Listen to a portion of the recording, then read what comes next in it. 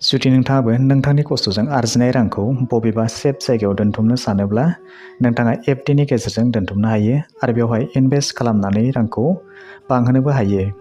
नोंथांनि आखायाव राङा ओरैनो गोग्लैनानै दङब्ला बबेबा बेंकनि गेजेरजों इनभेस्ट खालामनानै बेनिफ्राय सुदनि रांजों बेखौ बांहोनो हायो।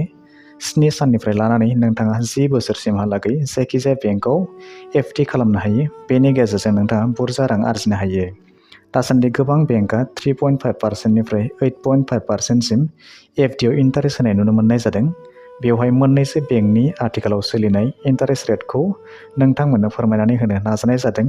बियो डिसेम्बर दाननि आपडेट बायदि जागोन। बेवहाय स्टेट बेंक अफ इन्डिया बुंदों जे जायफोर बिथांमोनानोखि 2 बोसोरनिफ्राय 3 बोसोरनि गेजेराव एफडि खालामो बिदिब्ला बिथांमोननो 6.45%नि इन्टारेस्ट होनाय जागोन होननानै बुंदों। बिदिनो 3 बोसोरनिफ्राय 5 बोसोरनि गेजेराव एफडि खालामोब्ला बिथांनो 6.3% होनाय जागोन होननानै बुंदों। बिदिनो 5 बोसोरनिफ्राय 10 बोसोरनि गेजेराव एफडि खालामोब्ला बिथांनो 6.05%नि इन्टारेस्ट होनाय जागोन होननानै बुंदों।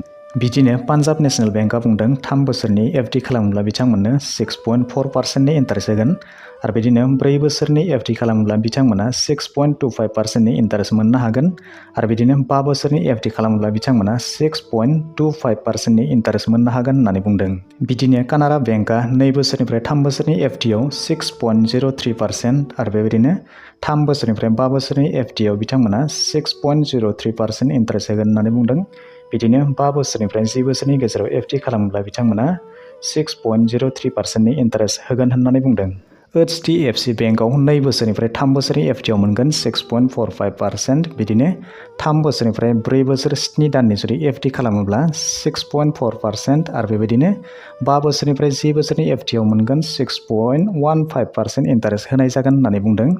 बिदिनो फारसेथिंजाय नायोब्ला आइसिआइसिआइ बेंकआ बुंदों 18 दाननिफ्राय 2 बोसोरनि एफडिआव मोनगोन 6.4%। बिदिनो 2 बोसोरनिफ्राय 5 बोसोरनि एफडिआव मोनगोन 6.6% आरो बेबायदिनो 5 बोसोरनिफ्राय 10 बोसोरनि एफडिआव मोनगोन 6.6%। स' बिदिब्ला दिनैनि भिडिअ बेखिनियानोसै। आसा खालामो नोंथांमोना भिडिअखौ नायनानै गासैखौबो बुजिबाय जानांगौ आरो जुदि माबाफोर सोंनो थाबावोब्ला नोंथांमोना कमेन्ट सेक्सननि गेजेरजों फोरमायहरनो हागोन।